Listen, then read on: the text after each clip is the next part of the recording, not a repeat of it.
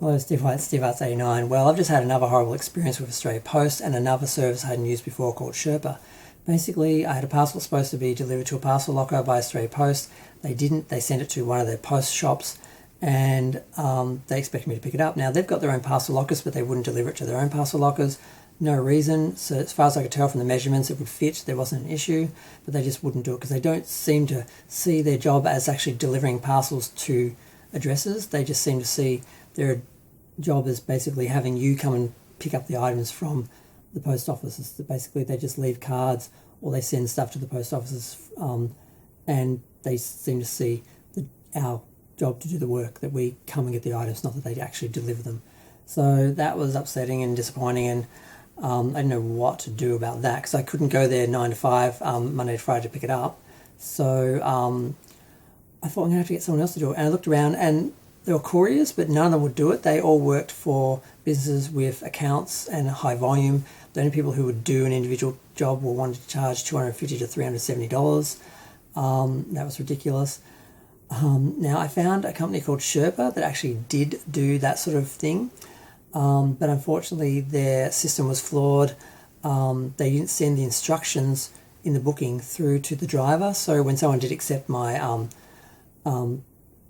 booking, they didn't know what to do. They showed up, they didn't get there in time, and they cancelled the order. And when they cancel the order, they're supposed to get charged a cancellation fee, but they charged me the cancellation fee because they considered it my fault that they didn't fulfill the order, because they didn't get the information saying that they had to be there by 5 to pick the item up. But I gave that information, but Sherpa didn't put it in the booking. So I complained to them. They gaslit me, they were abusive, they lied, they pretended to escalate the issue to management when they just lied about being management when they weren't, and someone else told me they were doing that in the company, so they were telling on each other for lying. It was the worst customer service. A Filipino call centre, they didn't seem to think that they need to operate under Australian law so as far as customer service because all that, because they're in another country, but they're operating in Australia, so worst customer service. I tried to use the service the next day because I thought they're horrible, but they're cheap and they're still the only people who can do it. But then they disabled my account because I complained, and then I complained about that, and I didn't get anywhere with that either.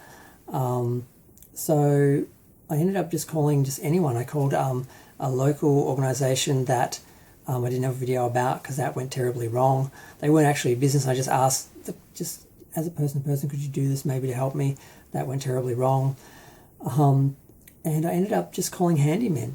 And I found a handyman who actually was willing to do it, thank God, because most people were trying to gouge me. They were saying, oh yeah, I can do it for $150 call-out fee, or $50 up, per hour, or for cash, which I think is illegal. So I don't even know how to get cashed out because my branch is closed. I don't know where my nearest ATM is. I haven't used my ATM card in almost 3 years, and I don't know if my PIN still works or how I'd change it, because I'd have to use one of my bank's ATMs. I don't know where they are.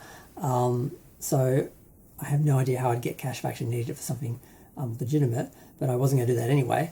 So yeah, it was just a mess. And there are a couple of guys who were willing to do it for $20, $30 an hour because they were in the area, but they were working on big jobs, and I won't be free for a week or so, so that wouldn't work. And then I finally found one guy who was willing to do it for the high end of the 20 to 30 per hour because he was in the area. The first day didn't happen because he had to do something in Hawthorne and couldn't get over here by 5. But the next day he could. So he called me, he said, I can be there in 5 minutes. So I'm like, fine, I need 10 minutes, but I'll be there somehow. I rushed there and went fairly easy. I only had to speak to him twice. I just gave him some information. And then I said to him, if they ask you for additional information, like specific this, that, the other, just call me, I'll text it to you. And he said, okay, went in, no problem, was back out in 5 minutes, gave me the item. I went and sat down the park, measured it, took photos of the measurements to prove to Australia Post how big it was, took the items out, put them in their own bags, went home and enjoyed my items. Now, I had planned to buy these things a week ago because I planned to do things with the franchise involved in that next week, and it took 2 weeks. Basically, it arrived the 1st of March, 1st of February. They extended it on the Friday for 2 weeks, and I picked up on the 13th day of that 2 weeks on the Thursday. So I was there for basically 15 days. Basically, I was waiting to pick this item up. And now I'm trying to finish off this sort of franchise thing I was planning to do while I've started the whole Picard train because Star Trek Picard season 3, came out a couple of days ago, episode 1, and that's what I'm sort of wanting to focus on. But I need to finish off these other things that I started because I just got the items, which I should have gotten weeks ago. So thank you, Australia Post, for not delivering my item. Thank you, Sherpa, for not, being a functional service that actually gives the drivers the instructions and the details, so they can fulfill the orders. Thank you for just all the people who tried to gouge me, and actual thank you, not a sarcastic thank you, to the one guy who did actually just say, yeah, I can do that, and actually didn't try to gouge me and just showed up and did it. And hopefully, if something like this happens again, he'll do it for me again because, why not? He's in the area. He doesn't have to travel. It's not a huge problem, and he's getting charged, an hourly wage for 5 minutes work. So hopefully it'll work out better next time.